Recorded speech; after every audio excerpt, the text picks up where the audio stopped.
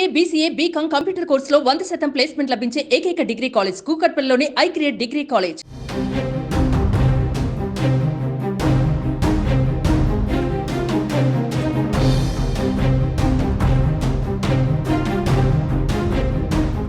గత 5 రోజులుగా రాష్ట్ర వ్యాప్తంగా విస్తారంగా వర్షాలు కురుస్తున్నాయి. ఈ నేపథ్యంలో కృష్ణ నదికి భారీగా వరద నీరు వచ్చి చేరుతూ ఉంది. మొత్తంగా ఇప్పటి వరకు 7 గేట్లనైతే అధికారులు ఎగువ నుంచి దిగువకు ఎత్తి వరద నీటిని విడుదల చేశారు. ఆ వరద నీటిని పంట పొలాల్లోకి వెళ్లే విధంగా అధికారులు ప్రస్తుతం అయితే చర్యలు చేపడుతున్న పరిస్థితి మనం కనిపిస్తుంది. అలాగే రానున్న 2 రోజుల్లో కూడా వర్షం ఇదే స్థాయిలో పడే అవకాశం ఉండడంతో, అలాగే వరద ఉధృతి కూడా పెరిగే అవకాశం ఉండడంతో ప్రకాశం బ్యారేజ్ అన్ని గేట్లు కూడా ఎత్తే అవకాశం ఉంది. ఒకవైపు ప్రకాశం బ్యారేజ్ మీద సందర్శకుల తాకిడి పెరిగిందని చెప్పాలి.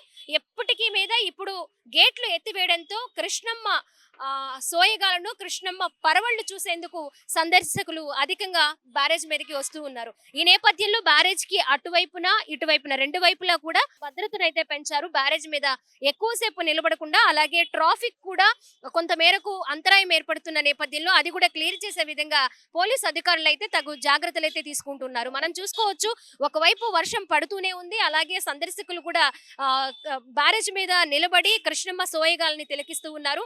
అలాగే ఎగువ నుంచి దిగువకు వరద ఉధృతి మనం చూస్తున్నాము. ఎంత మేర ప్రవహిస్తూ ఉంది.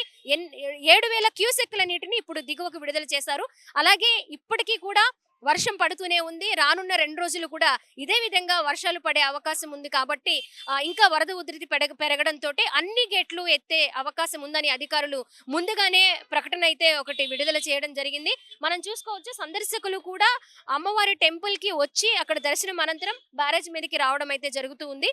అలాగే వర్షం పడుతూ ఉంది కాబట్టి ఇక్కడ ఉన్న సెక్యూరిటీకి సంబంధించిన వాళ్ళు కూడా ట్రాఫిక్ ని క్లియర్ చేయడం, సందర్శకుల్ని త్వరగా వెళ్ళిపోవాలని, ఎందుకంటే ప్రమాదాలు జరిగే అవకాశం కూడా లేకపోలేదు. ఈ నేపథ్యంలో చిన్నపిల్లలు కూడా వస్తూ ఉన్నారు కాబట్టి వారి విషయంలో జాగ్రత్తగా ఉండాలని బ్యారేజ్ కి రావడానికి ముందుగానే అధికారులు కొంత వాళ్ళకి అవగాహన కల్పిస్తూ ఉన్నారు, ఎలాంటి జాగ్రత్తలు తీసుకోవాలి అనే దానిపైన.